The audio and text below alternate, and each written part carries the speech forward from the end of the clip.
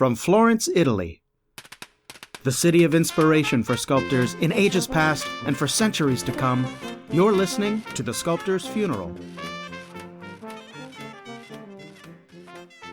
Good day to you all, and welcome to another episode of The Sculptor's Funeral. I am your host, Jason Arkles, a sculptor and teacher living in Florence, where all the great sculptors are dead, and I don't feel so well myself. And today, we're going to get a little romantic.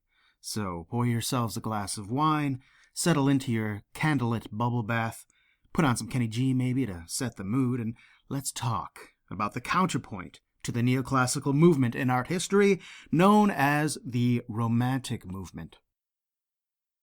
Now, in the course of the history podcast episodes, we've tracked several major movements in art. And again, we encounter a phenomenon of backlash or counterpoint. So whenever an art movement begins to flourish, a counter-movement seems to crop up.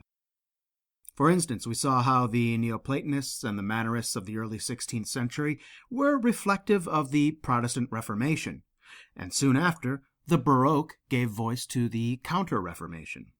And whereas Renaissance Neoplatonism reflects balance and order and notions of the ideal, the Baroque reflected movement and passion and human emotion. Later, the decadent and charming Rococo style refuted the claims of the religious passions of the Baroque, and the Neoclassicism was a return to order after the flippancy of the Rococo, and so on and so on and so on. And this is only natural, I think. The rise of a style of art might reflect the culture of a specific time and place, but culture is never monolithic. There will always be a group of dissenters offering up an alternative opinion. At any given time, some people will be attracted to notions of, the collective ideals and order and shared value, and some will be attracted to notions of individuality, passion, and that which makes each of us unique. If you remember one of my very first podcasts on the life and the work of the early Renaissance thinker Leon Battista Alberti, you may remember that in the treatise he wrote concerning sculpture, Alberti mentioned that there are essentially two types of sculpture. There's those that represent, in his words, a man in general, and then those that are meant to represent an individual, a specific person. Alberti even claims that each type of statue is produced using different techniques. So for a man in general, one may use a canon of proportions to, achieve an ideal form. And for an individual, one may employ various techniques for measuring and duplicating the form of an individual for more of a portrait sculpture. So even in the 1430s, all the way back then, there was this recognition of this sort of dichotomy in sculpture, and indeed in all the arts. However, unlike Alberti's even-handed treatment of these two types of artistic pursuits, and his recognition that each has their rightful place in the arts, the history of art since that time might be described as a pendulum, swinging from one side of culture to the other, alternating at regular intervals between these two major impulses. Either one mode of art making dominates or the other, largely depending on who's in charge and who's paying for the art.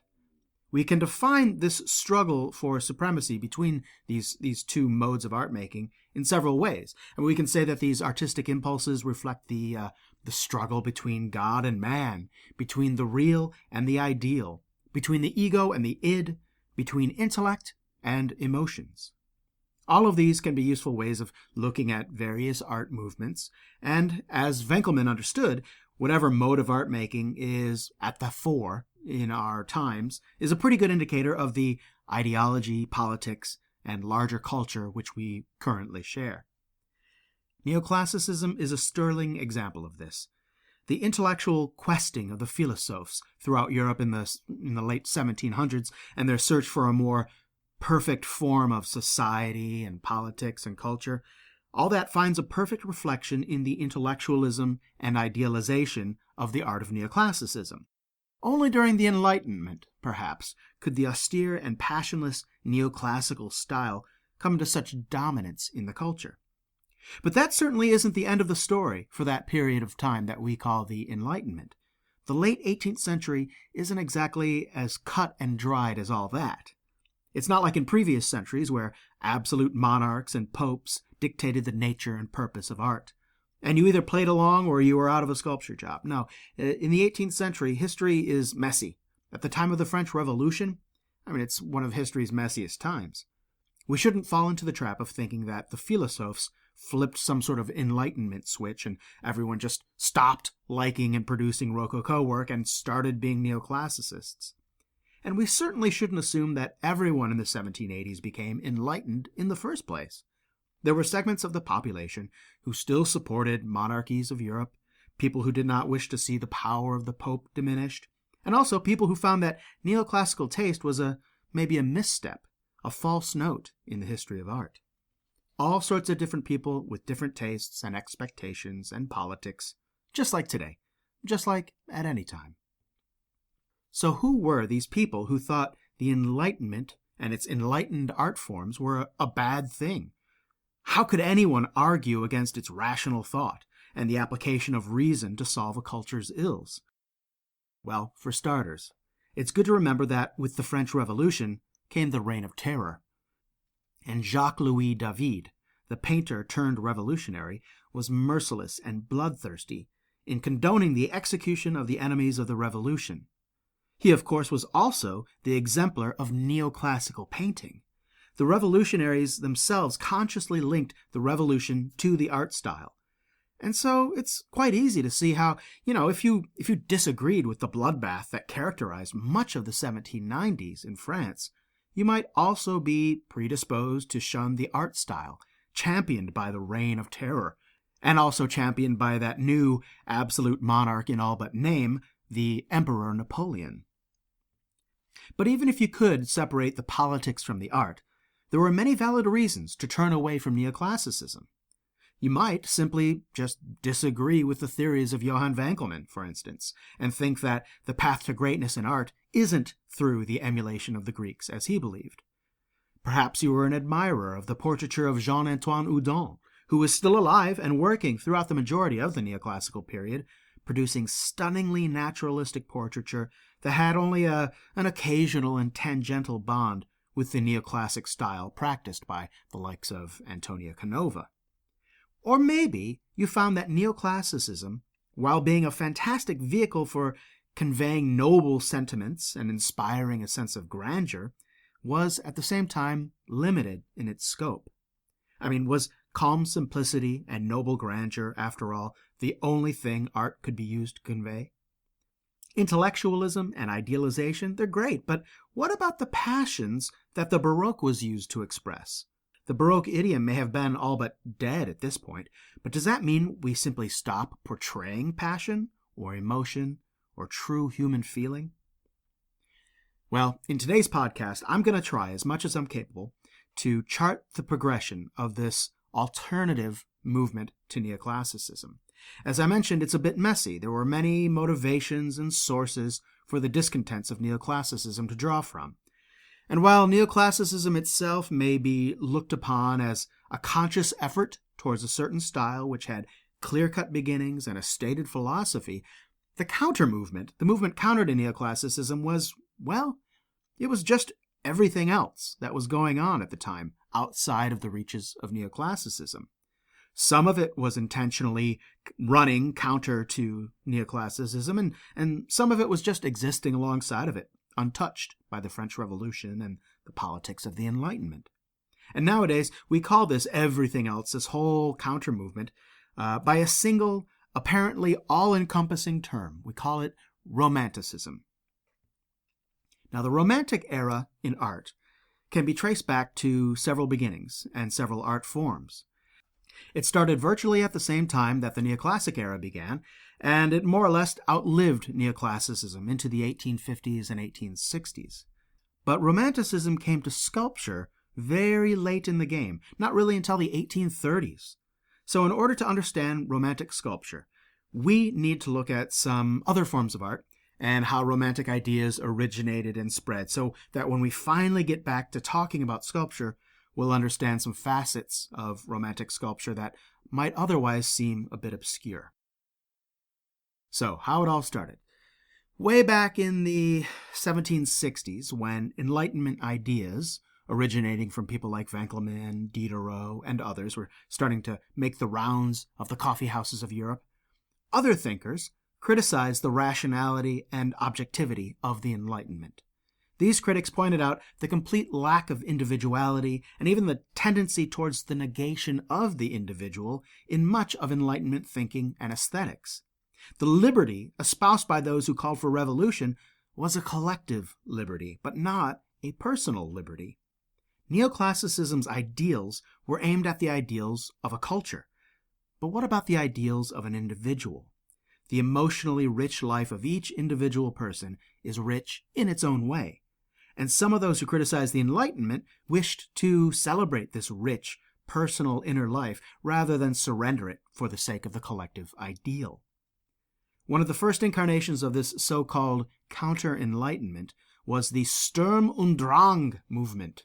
Now, Sturm und Drang is German, obviously, for storm and stress. And Sturm und Drang was the title of a stage play popular in the 1770s in Germany, whose subject was closely allied to the ideas of the counter-enlightenment. The play was about kind of the inner turmoil and violent expression of passions and emotions of its troubled protagonist, and his subjective and personal experience of life's vicissitudes. This play seemed to galvanize certain currents of thought in Germany into a new and a conscious aesthetic, to which this play gives its name. This new aesthetic, Sturm und Drang, insisted on the supremacy of the self and the reliance on subjective experience instead of rationalism in order to live a life. The goal was the experience of life in an intensely authentic, real manner. And the way to do that, the Sturm und Drang movement thought, was to disregard everything which sought to impose limits on your own personal feeling. So any outside influences, from your government, your church, popular opinion, official taste, all these elements, all these outside elements, which sought to impose its rules and its norms upon a person, they only serve to dilute true individuality, creativity, and authenticity. Authentic. Now that is a very good word to focus on when talking about the Romantics. To paint with as broad a brush possible, one might say that what the counter-enlightenment found difficult with Neoclassicism was the lack of authenticity. Most interestingly, the search for authentic feeling and experience through art was not limited to just exploring the good, positive feelings. The emotions of terror, horror, fright, suspense, hatred, and violence were some of the most common subjects of Romantic work. It was in the Romantic era that the horror story was born, from Mary Shelley's Frankenstein to Edgar Allan Poe. Romantic fiction captivated its audience by tapping into our feelings of suspense and dread. Now, who doesn't like a good horror story? Who doesn't like a suspense novel or a mystery novel? All these literary forms were born in the Romantic era. Another characteristic of the Romantic era was its return to nature. What could inspire more authentic, natural emotions than the natural world? So it's in the Romantic era that we see the rise of the landscape painting as an important and relevant subject. Large, sweeping canvases of intensely evocative landscapes and seascapes, inspiring awe for nature. Mysterious, foggy mountain crags, rolling storms, wind-swept fields, all these paid homage to the power and the authenticity of nature. Often, human figures would be added to these scenes to emphasize man's relative smallness and powerlessness in the face of so great a natural force. And in painting, this motive found expression sometimes in the genre of shipwreck scenes, which were popular, at least in Germany, all the way back to the 1760s, and reached its zenith with Géricault's painting The Raft of the Medusa in 1819, a tumultuous mass of agonized humanity in the unforgiving clutches of nature. But nature isn't all bad, and the beauty of nature was also a popular landscape subject.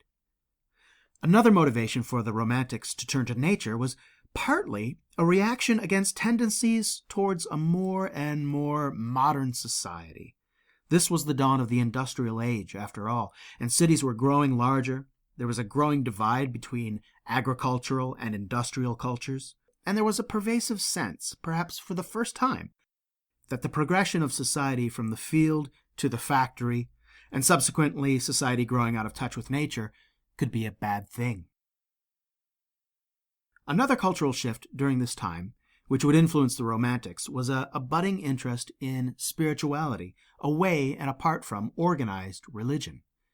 This was in some part due to the rational pursuits of Enlightenment thinkers who questioned whether the nature of God had anything at all to do with organized religion. And if it didn't, well then what was God's nature?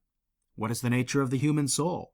Is there an afterlife? Do ghosts, angels, and demons all exist? And if so, what are their natures?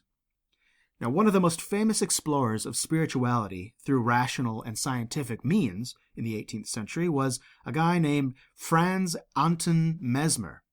Now, Mesmer studied medicine, and in his doctoral thesis, he explored the idea that the planets and the sun and the moon had an influence on life on Earth. But we're not talking about astrology here. He was no astrologist. He was actually building upon the ideas of Newtonian mechanics. Mesmer theorized that just like the ocean tides on Earth are influenced by the sun and the moon through gravity, there might be a similar gravitational pull exerted by the heavenly bodies which affects natural life. Now, he called this theoretical force animal magnetism, and through experimentation, he felt that he had gained a level of proficiency in manipulating the tides of animal magnetism, which flowed all around us and from one person to another. And Mesmer thought that by manipulating animal magnetism, he could effect remedies and cures on his subjects. It's kind of similar to some Eastern practices where a person's chi is manipulated, or also to certain Christian practices such as exorcism.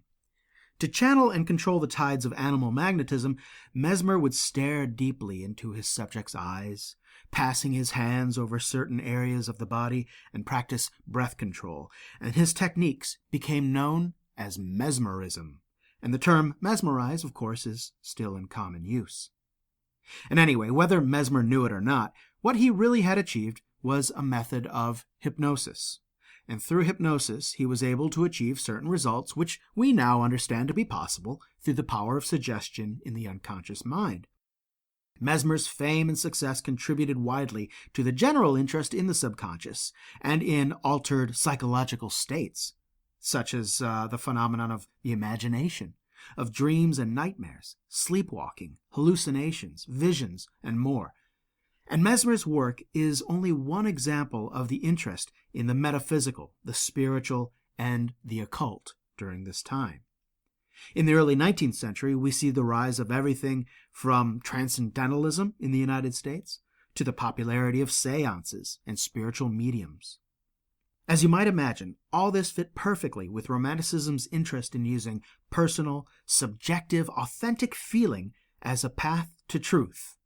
And in terms of art, the ideal of creativity arising out of one's own imagination, unfettered by exterior constructs of how art should be done. So like I said, the foundations of what we nowadays call Romanticism came from many sources: rebellion against Neoclassicism and the Enlightenment, a turn towards nature and individual experience, and an interest in new ideas of metaphysics are some of the main ideas. But before we go further, just why is it called Romanticism? What is so romantic about all this? I mean, what do flowers and chocolate on Valentine's Day have to do with shipwrecks and suspense novels?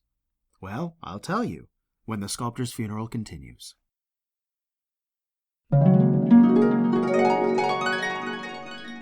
Hey, podcast listeners, just a quick shout out for my new sponsor. In case you haven't heard the good news, The Sculptor's Funeral is now brought to you in part by Blick Art Supplies, the oldest and largest supplier of professional art supplies in America. Everything a sculptor needs, from your favorite clay modeling tools, modeling stands, armature supplies, clays, plasters, molding and casting supplies. They have it all, and the shipping in the U.S. is free on most items if the order is over $100. And best of all, ordering your supplies from Blick Art Supplies directly supports the Sculptor's Funeral podcast. Just go to the podcast website, thesculptorsfuneral.com, click on any of the Blick buttons you find on the homepage or on the episode pages, and shop away. A percentage of your purchase goes to support the show, and it's very much appreciated. So the next time you need art supplies, click on Blick. And thanks.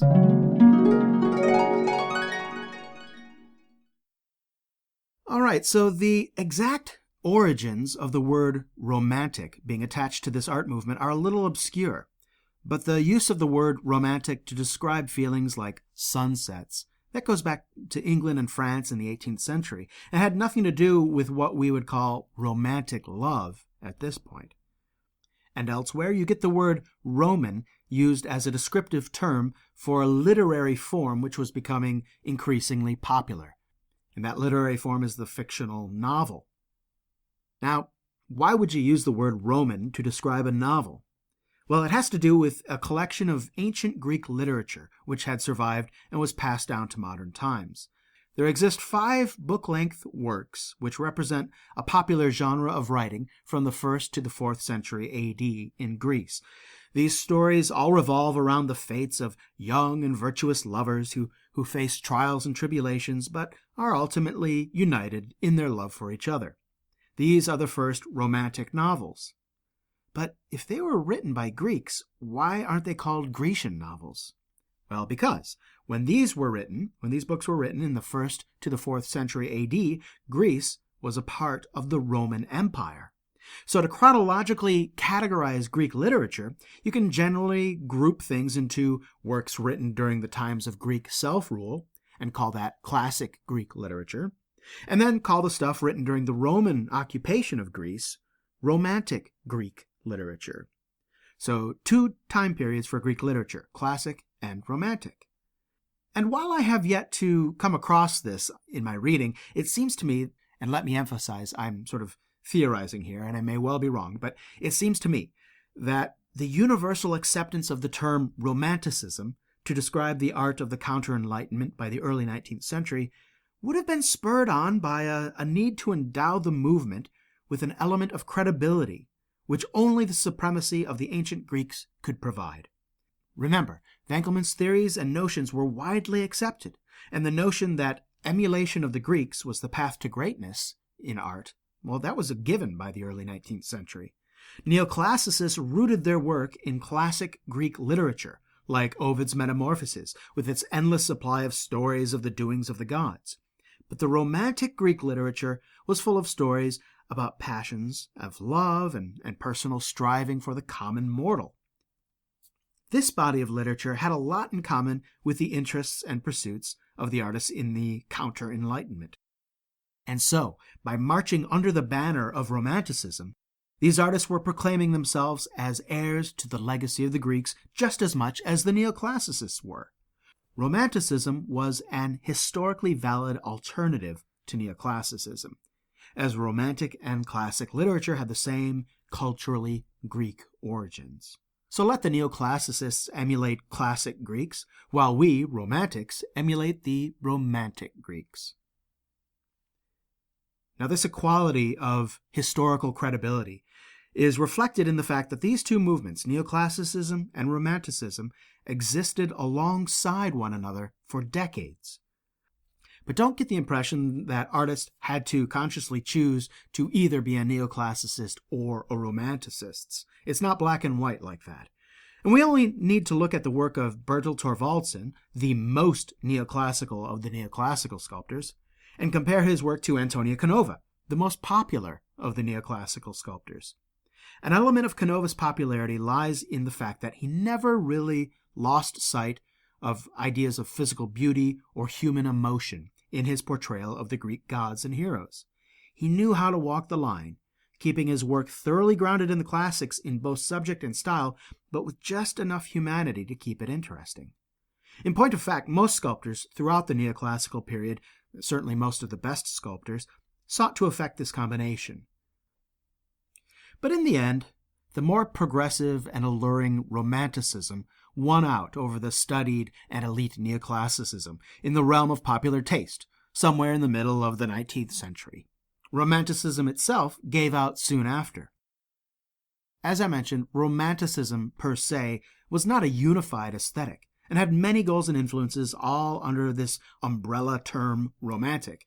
And this led to an inevitable splintering into several different movements, such as realism, which was kind of just a reaction against romanticism, and then the Neo-Florentines, and so on and so forth. There's very, very different movements in sculpture which all share roots in romanticism.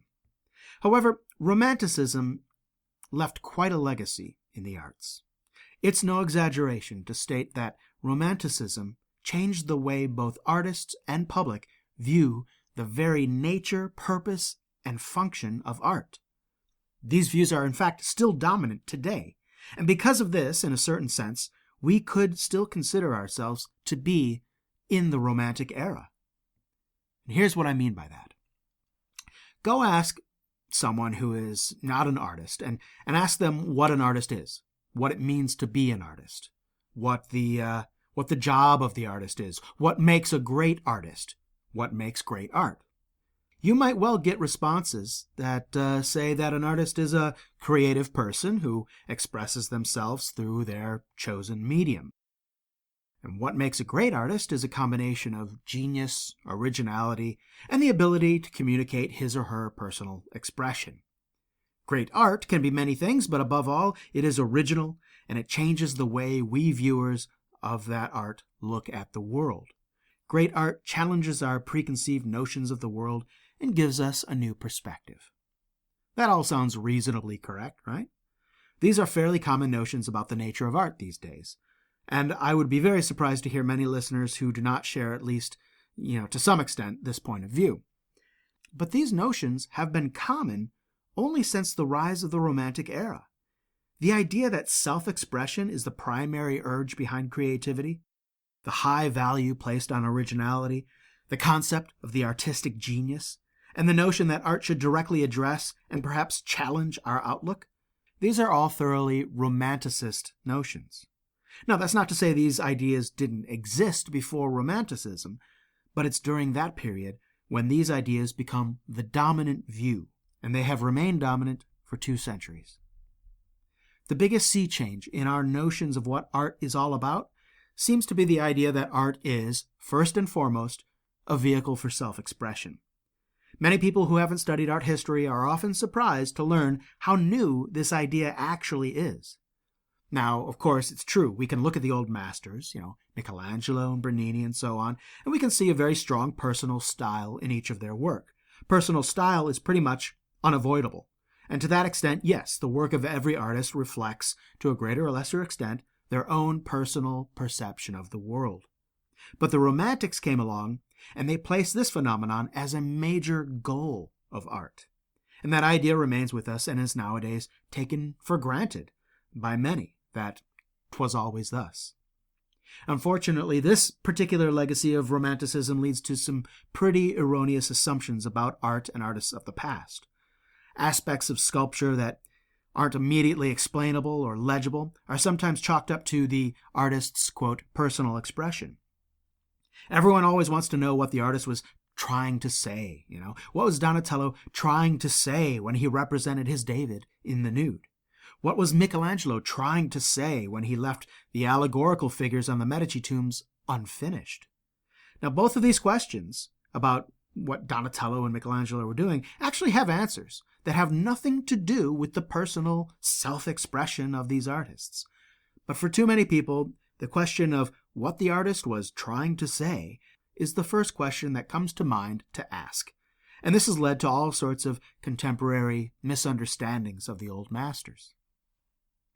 It's hard to imagine what the world of art would be like today had not Romanticism happened. Most of the art of the 20th century, from modernism to postmodernism to so-called contemporary art, all take romantic notions of personal genius, originality, and self-expression as its foundations. The idea of the artistic genius is probably the most pernicious idea to inflict the arts these days.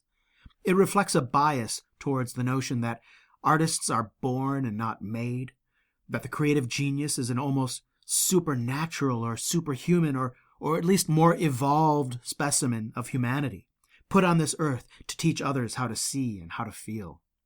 The modern creative genius is our society's tribal shaman, seeing and feeling things others cannot, explaining the unexplainable, operating at a level too rarefied for most to comprehend. And anyone crass enough to suggest smoke and mirrors, they're only betraying their own ignorance and may safely be ignored. But maybe that's being a little bit too negative. And it certainly isn't the Romantic movement's fault that today we are stuck in its rut. In its time, the Romantic movement provided a vital balance to the limits of Neoclassicism. And as I mentioned, it was the catalyst for most of the developments in the arts through the 19th century and beyond. And you may be wondering if I'm ever actually going to talk about Romantic sculpture in this episode. Well, I'm not. Because the first fully Romantic sculptor, Francois Rude, he deserves his own full-length podcast. But to fully appreciate Rude, I needed to set the stage with this episode on Romanticism first.